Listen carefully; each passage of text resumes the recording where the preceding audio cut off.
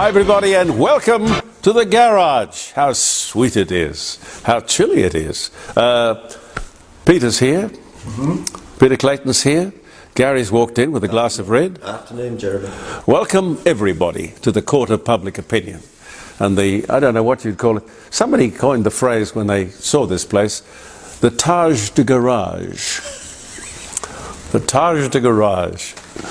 I don't mind. I think that's fine. Absolutely. I'll take that. As I say, it's pretty chilly. Tuesday, it was down to 2 degrees. And in here, I swear it's 2 below at the moment. It's chilly. 1,600 new flu cases this week. Over 10,000 so far this year. I know, I'm one of them.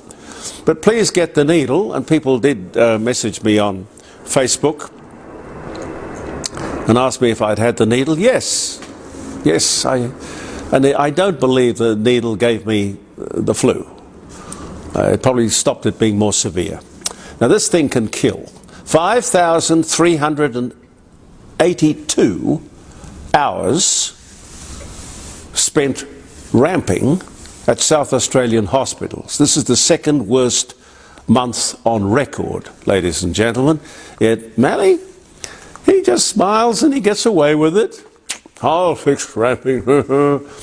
Now these media types who are there to question him, I think they must be either looking the other way or perhaps they're looking for a government job. I don't know, got no idea. But speaking of the weather, 6 million people affected in Texas by these shocking flash floods.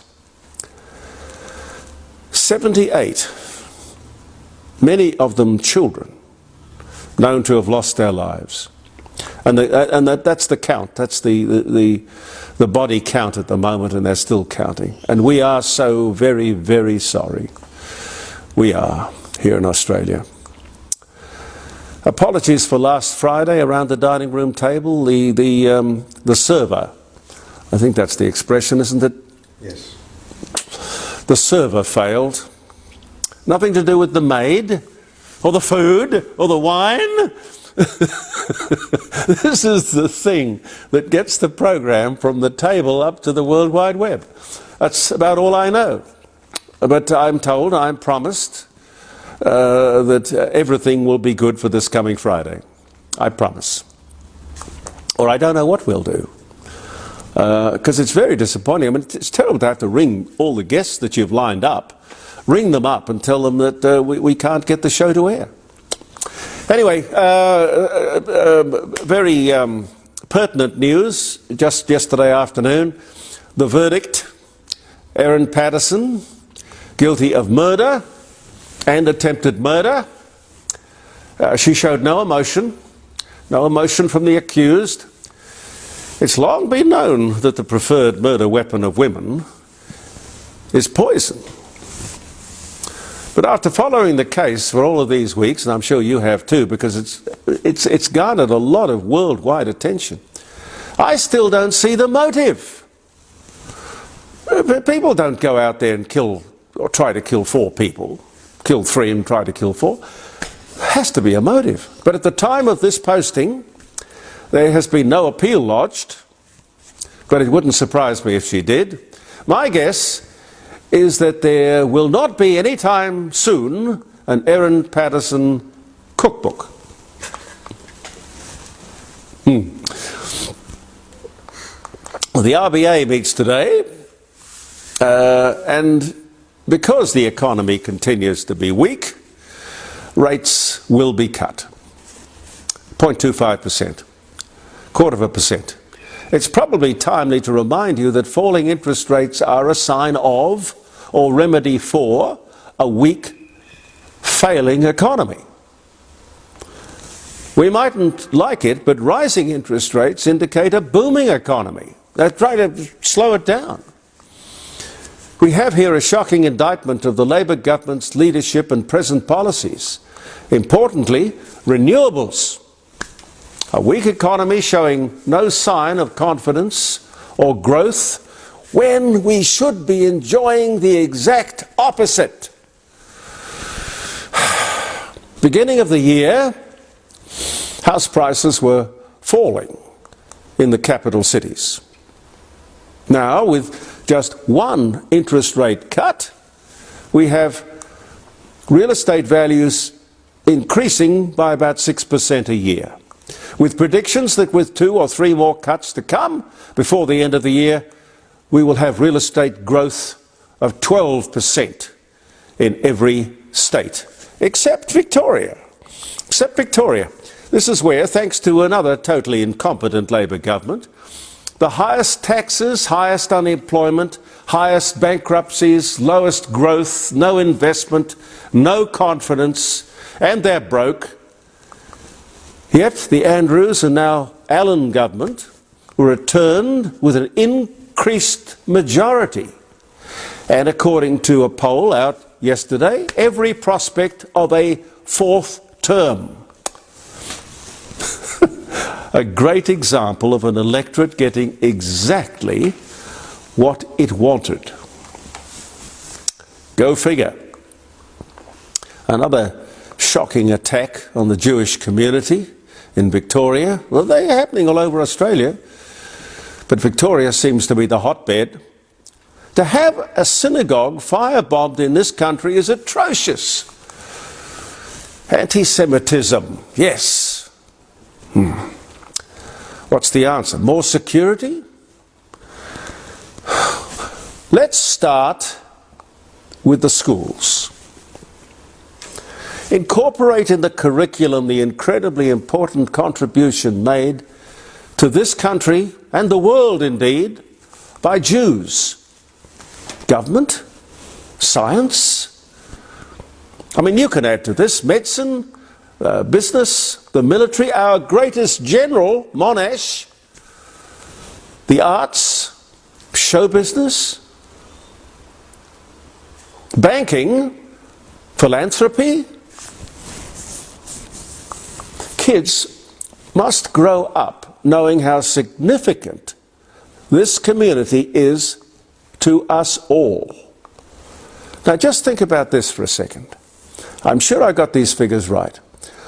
Of the 965 Nobel Prizes awarded over the last 22 years, 216 of them have been won by Jews. That's more than 25%, more than any other country, race, people in the world. They would have to be the smartest people on the planet. Spend at least the same amount of time in the classroom talking about this as you do talking about Aboriginals and the contribution they make. That's my advice.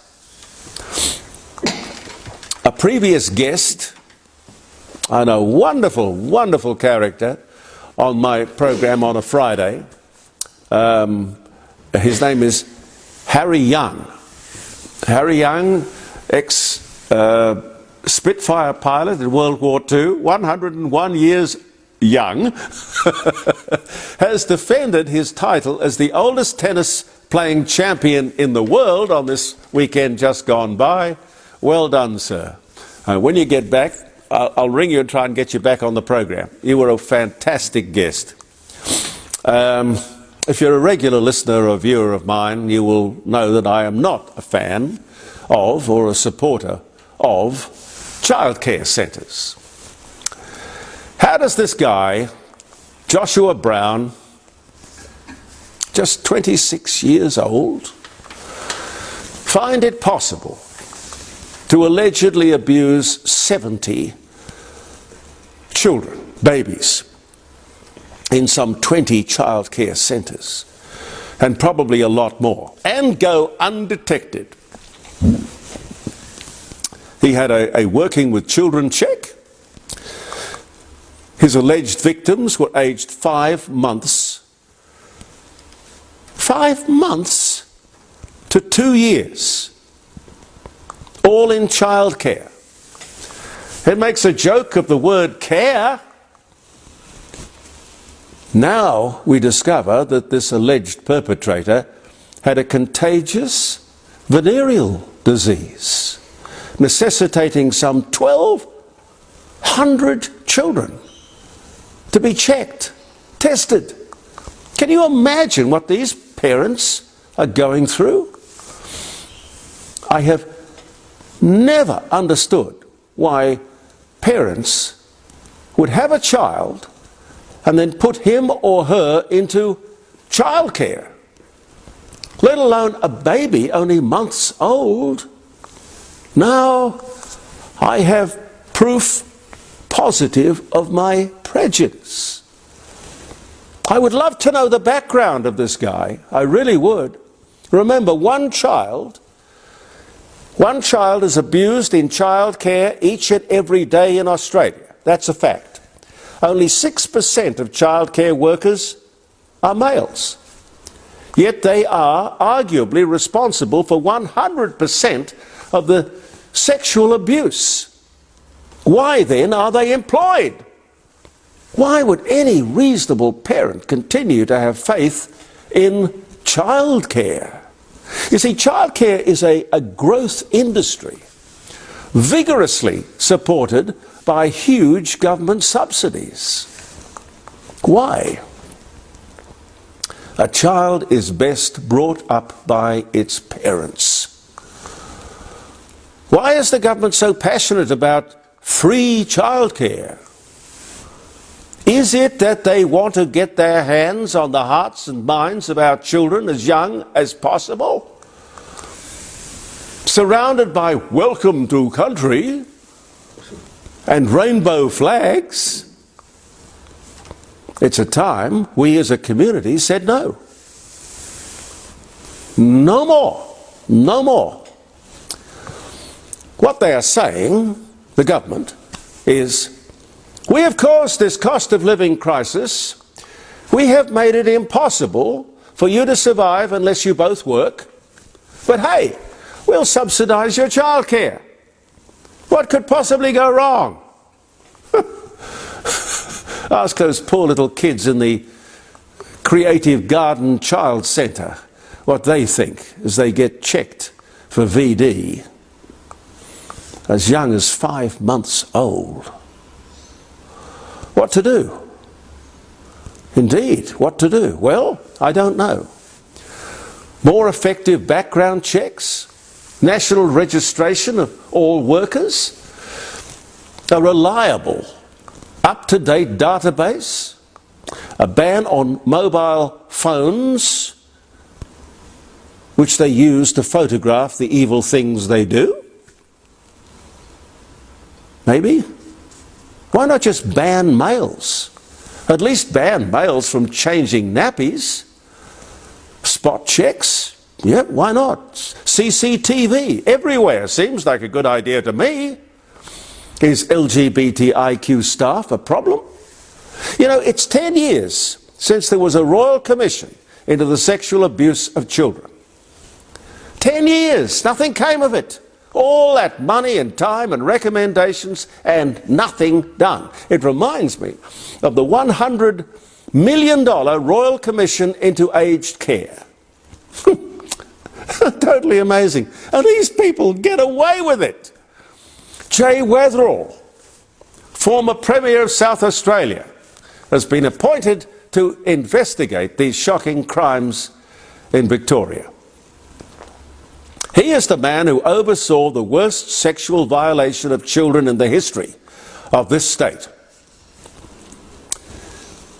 To me, not an obvious choice for somebody to take charge of this situation in Victoria.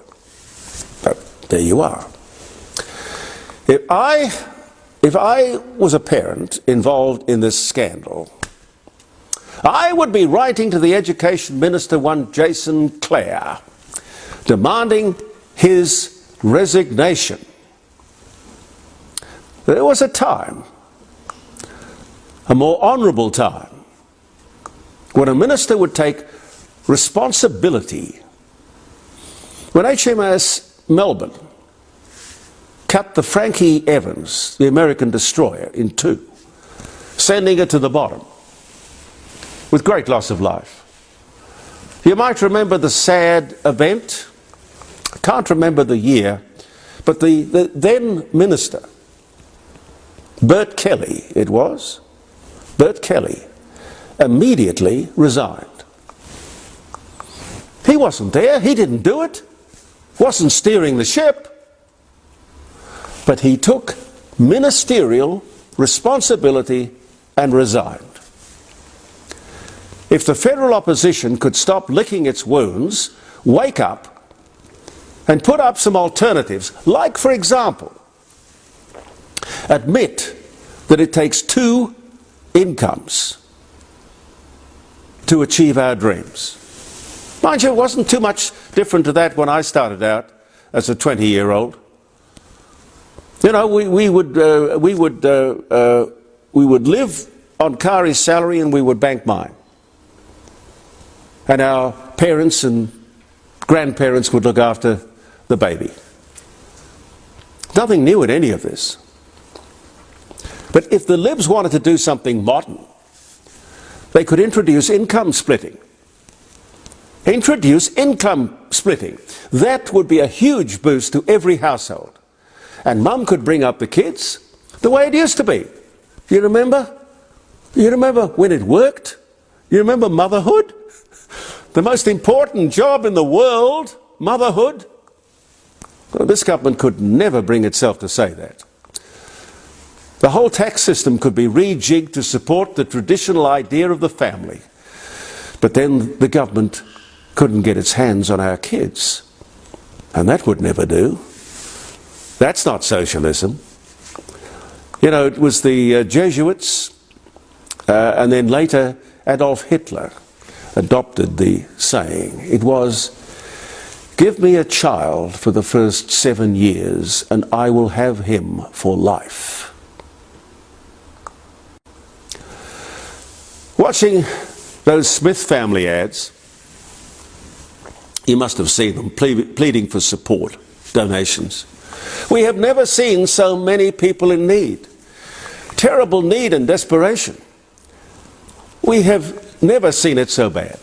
Now, I don't doubt that. I don't doubt that. Now, don't get me wrong, I love the Smith family.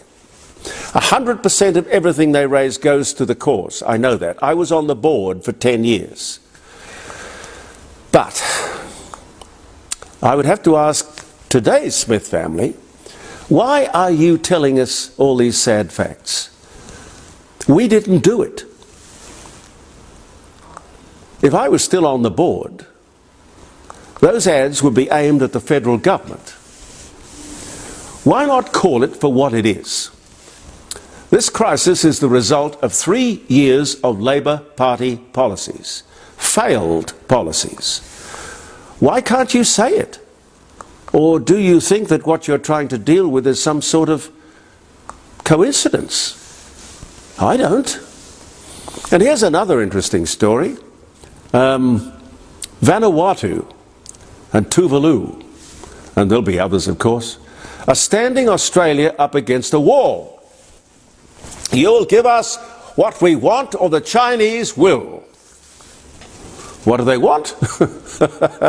An open border with Australia. I've got to ask, what are we frightened of? The Chinese taking over these clapped out South Pacific islands? Why would you worry about that when there are millions of Chinese right here on the mainland of Australia? There are millions of them right here, right now. And they are mostly wonderful people. So what's the problem? The Fijian Prime Minister, Sitivani Rabuka, he was at the press club on Wednesday of last week, I think it was. He as much as said, smart guy, call their bluff. Call their bluff. He didn't think the Chinese were lurking in the background, and I agree with him. There is no way that we should allow unrestricted access to our country from these Pacific islands. This government would probably want to, but then the public backlash, I predict, would be amazing. All of this, ladies and gentlemen, is not new. Many years ago, Labour and the then very sensible trade union movement put its foot down and created the White Australia policy to protect the jobs of workers from a flood of cheap overseas labour. Arthur Caldwell, Labour. Arthur Caldwell was the immigration minister, and he was simply putting Australia first, which is what this mob in Canberra just don't get. I've heard them drop that expression, putting Australia first. I see no evidence of it. Every nation has a right and a responsibility to protect its culture. Oh yes, they will protect the Aboriginal culture. No problem. We're here with the best wishes of the beautiful Rising Sun Inn, ladies and gentlemen, at 60 Bridge Street at Kensington. Our telephone number is 8333 0721. God help me if I get that number wrong. Grant and Jackie would kill me. If you're looking for a beautiful venue for a product launch or a quiet romantic dinner for two, a celebration, a wedding reception, anything, lots of atmosphere. The Rising Sun, regularly chosen as the best pub or inn in South Australia. When you see it, you will know exactly why. I put it down to open fires and atmosphere. And our other great sponsor is Jim Elder. Jim Elder Art Gallery in Melbourne Street, North Adelaide. Fine art. And the second auction will be coming up in about 6 weeks' time. Jim is actively out there looking for paintings to hang on the wall of that much sought-after auction. It goes all over the world, which means you're going to get the best price for that picture that, well, for probably fairly practical reasons you want to sell. If you'd like Jim or Helen to give you a free appraisal, just give them a call on 8267 2869. If you're looking to sell a painting, you really could not find a better person, a better outfit to do it. 4 notable auctions every single year. Call us, by the way, on Friday around the dining room table. We will be there. Technology allowing. No, I'm assured that it's going to be okay this Friday. 0491 65 68 60. We have some fantastic guests for you to meet on Friday. One particular lady, she is a shaman, she is a seer, she doesn't call herself a clairvoyant, but when I was inquiring as to what I should call her, Max Markson, who looks after her, manages her, he said, just call her Soul. So you'll meet Soul on Friday. And if you have any trouble getting the program, just remember you can get it, because this is Facebook and you get the video as well, but at the dining room table it's audio, and you can get this app called Simple Radio. And if you get the Simple Radio app, you will have me in the palm of your hand. How much time have I got, Pete? We're okay? You're on a roll, so keep... Okay, all right. The First Nations Assembly in Victoria, I have to talk to you about this. The Uruk Commission. I hadn't heard about this until the findings came out, and boy did they come out. They are demanding a treaty. Reparations, that means money. Pure and simple. Among the other 100 recommendations that this commission has made, with considerable authority and at great expense, they want to control water, mining, agriculture, and policy generally. Well, gee, I think that probably covers everything. What they didn't get with the voice federally, they will get another way through these state labour treaties and commissions, if we let them.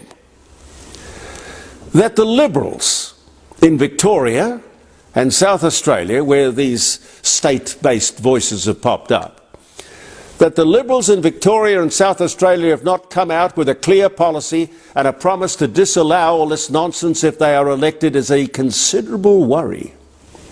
What are you doing? Sitting on the fence? The Labor government won't, but someone must tell these truth-telling committees the truth. We don't owe you anything. There was never a nation, first or otherwise. There were some 280 to 290 mobs or clans. I've seen various guesstimates as to the population nationally, 300 to 500,000 people, but nobody knows exactly. Nomads, hunter-gatherers, no towns, cities or villages. No one had a title to any land. When the game ran out on that piece, people just moved on. No nation or understanding of a nation, certainly no flag. With colonization came civilization. If not the Brits, someone. Enough of this nonsense, for God's sake. All the money and apologies and all the rest of it, and you'll never satisfy those activists. I'm not talking about the ordinary Aboriginals, I'm talking about the industry. Aboriginals get $50 billion a year. $50 billion a year. This is generous and more than enough. Without white Australia, just where do you think you would be? Not recipients of $50 billion, I can tell you that. If your criticism is that you don't get the money, you must talk to the Labor government who decided that they had to set up an industry to handle the money because you couldn't. You see, I agree with you. Scrap the industry, the bloodsuckers, the elites, and give you the money. And then please shut up, for God's sake. And this is strange, but worth bringing up. We live in one nation. Presumably we are all equal, all to be treated the same. Yet if you're Aboriginal, news programs are not allowed to feature a likeness of, or a photograph of, or a mention of the name of an Aboriginal who has been deceased, unless permission has been given. And when I ask why, I'm told it's cultural. It's cultural. In that context, ladies and gentlemen, culture means something steeped in history, ages ago. Are you saying that Aboriginals back then had discovered photography, radio, television, newspapers? Anyway, why isn't that courtesy extended to everybody and not just Aboriginals? Do it for everybody. Treat everybody equally. I don't know if I can go on. Okay, one more. The Royal Commission. It's not a Royal Commission, I was going to say the Royal College of General Practitioners is calling for Ozempic and Mounjaro. Now these are these new weight loss drugs. Well, they're not new, but this application is somewhat new.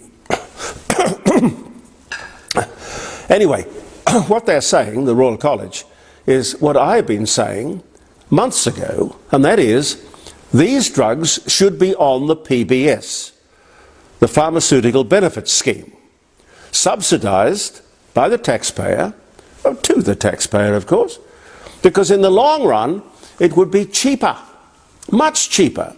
Diabetes, just think of all of the things associated with obesity. Diabetes definitely, hip and joint replacements, huge problems and expenses. Stroke, heart disease, absolutely. along with pain and suffering, isolation and depression. Obesity costs the country, I looked it up, the figure that I found was nearly $12 billion a year. This is obesity. We got ads being paid for and put on television here in South Australia by the South Australian government talking about obesity. Well, that's not a solution. That's advertising. These drugs would cost just a fraction of that $12 billion that I just mentioned, and would be a huge boost to the bottom line and society generally. It is a no-brainer, ladies and gentlemen, a no-brainer. I did want to mention one other thing, Pete, if I've got the time. Chloropicrin. Does anybody know what that is? Chloropicrin. It's poison gas. Poison gas, mustard gas, invented during the First World War and banned, made illegal shortly after, I think it was about 1925. A shocking weapon. It was designed to flush soldiers out of trenches into the open where they could be easier to kill.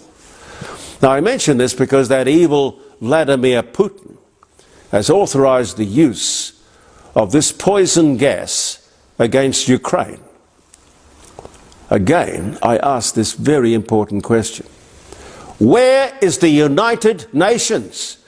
Have not said one word about this violation.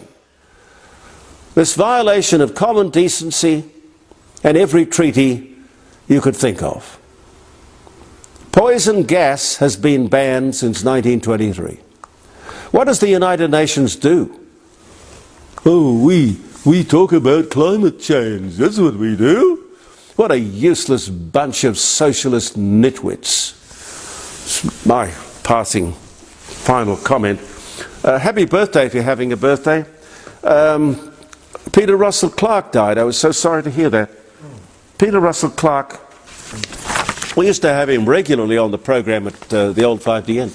He was a very good guest. He was, I suppose you could say, along with Graham Kerr, maybe the first cook, the first chef, first cooking program. Graham Kerr is still active in Tasmania. Gee, I didn't know that. I thought he'd gone to God. A friend of Peter Nicholson's. Oh, okay. We used to talk to him as well. But Peter Russell Clark, I think he was 89. He was wonderful. Yeah, and a good cartoonist as well. He was a Renaissance man, I think they call him. July the 8th. Reports are broadcast that a UFO, a UFO had crash landed in Roswell, New Mexico. Sorry. Huh? Little green men. Little green men. Well, they even had bodies that they showed on television. And the spaceship, I don't know. I've got an open mind. That was 1947, on this day. 4 boys are the first to be rescued after 16 days from that tunnel in Thailand. An international rescue team headed up by a great South Australian who's now our Lieutenant Governor. That was 2018. Kevin Bacon, American actor.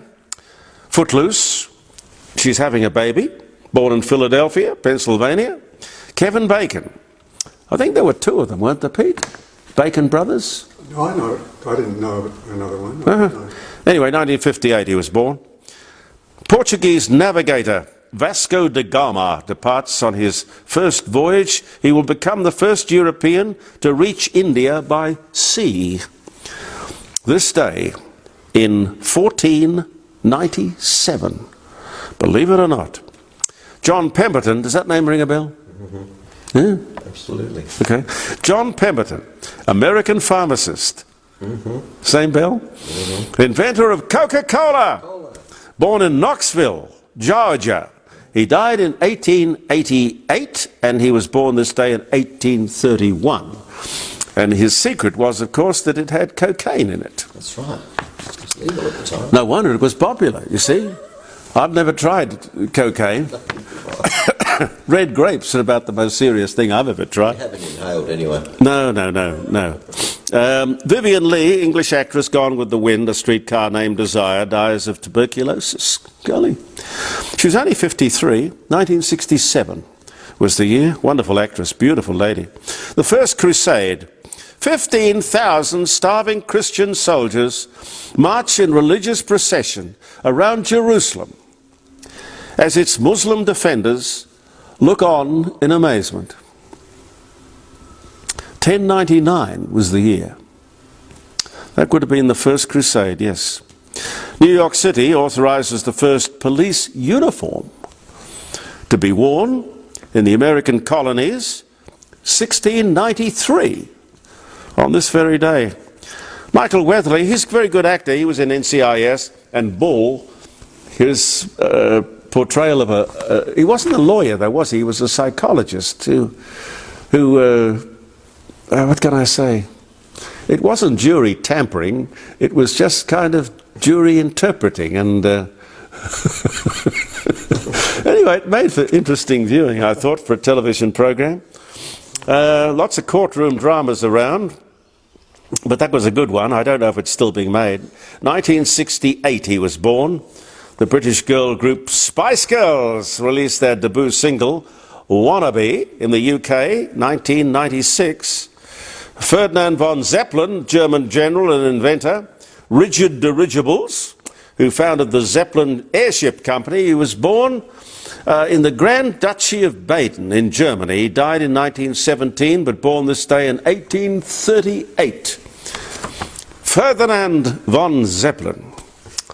Dr. Benjamin Waterhouse gives the first cowpox vaccination in the United States to his own son to prevent smallpox. 1800 was the year.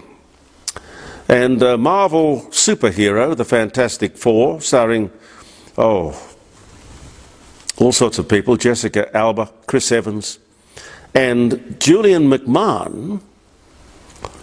This movie premieres on this day in 2005. Julian McMahon sadly died at a very young age. I think it was only something like 57. Died on the weekend. Married to Danny Minogue. Married to Danny Minogue, and the son of Billy McMahon. Yep. Yes. Angelica Houston, American actress. The Addams Family as well. Born in Los Angeles, 1951. And one more. Ernest Borgnine, American Academy Award-winning actor. Marty, From Here to Eternity, McHale's Navy. The Poseidon Adventure, dies from renal failure at the age of 95. Good life well lived. 2012 was the year. Thank you so much for being with us, ladies and gentlemen. I really appreciate you tuning into Facebook and looking at these postings. And Andy Martin, who puts them out as just the audio around the podcasting neighbourhood. And I'll see you on Friday, 9 o'clock till 12, live streaming, jeremycordeaux.com, around the dining room table. Yes, no, Les Ellicus is still in Europe, but Professor Ian Plimer will be with us, and lots of other interesting guests, I promise you. See you Friday. Believe in yourself.